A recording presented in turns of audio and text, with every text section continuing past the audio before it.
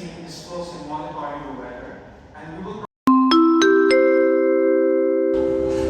Good afternoon, ladies and gentlemen. We are now ready to begin pre-boarding for flight PR345 bound for Cebu.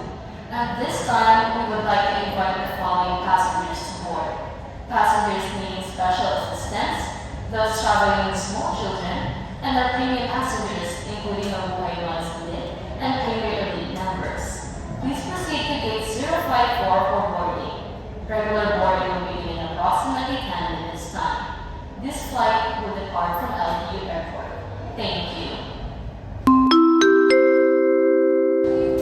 Ladies and gentlemen, we are now inviting all remaining passengers to board Philippine Airlines flight PR345 to Cebu through gate 054. Please have your boarding pass and a valid ID ready for inspection.